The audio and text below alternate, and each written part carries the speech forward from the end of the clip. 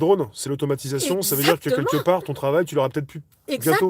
Exactement. Faut pas se réjouir de l'arrivée des robots, puisque quelque part, si le robot après prend ton travail, t'es plus là. Exactement. Donc là, les policiers, vous devriez être les premiers à manifester. Alors peut-être pas avec nous et surtout pas à la Il marche y a de beaucoup de liberté. policiers gilets jaunes. Ouais. Il y en a beaucoup. Eh Enfin, il y ben, en a il faut absolument, qui parce sont que là, exprimés pour le dire. vous allez être mis à la casse, au chômage, où ils vont vous... De toute façon, je pense qu'ils ont décidé de nous dégager d'une manière ou d'une autre, hein. Le Bah, vaccin, il y a c'est beaucoup de pareil. policiers qui suicident aussi, et de fatigués, qui peuvent aussi être drogués, alcoolisés, enfin des choses qui...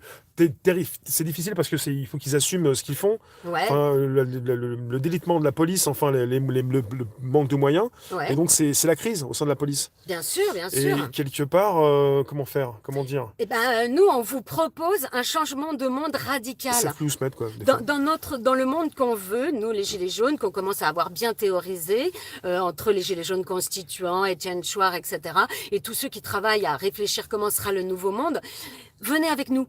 On va dégager tous ceux que vous n'aimez pas, tous ceux qui vous humilient et tous ceux qui sont partis en couille.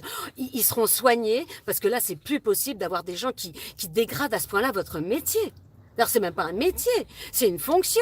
Je veux dire, là, franchement, il faut changer ça. On dirait qu'il y a des mecs qui sont devenus complètement tarés, faut le dire, quoi.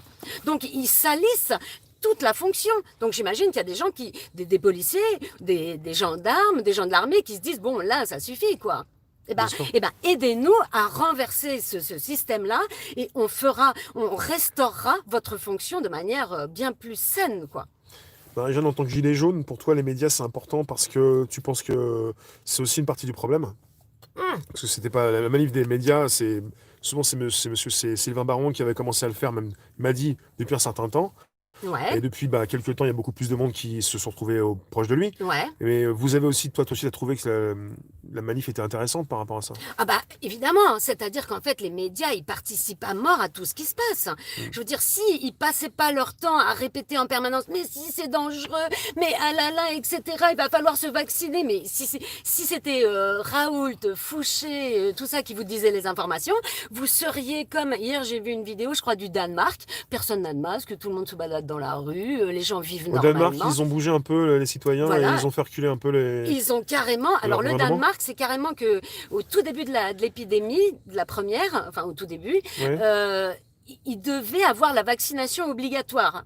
Toc, ouais, c'était, comment dire, j'avais vu passer un article d'accord. là-dessus. Donc, eux, je pense qu'ils étaient prêts, etc., à se dire, mais qu'est-ce que ça veut dire, une vaccination contre un virus hivernal, grippal, c'est ridicule, ça n'a aucun sens. Et donc, ils ont eu 6 mois pour réfléchir, peut-être s'informer, etc.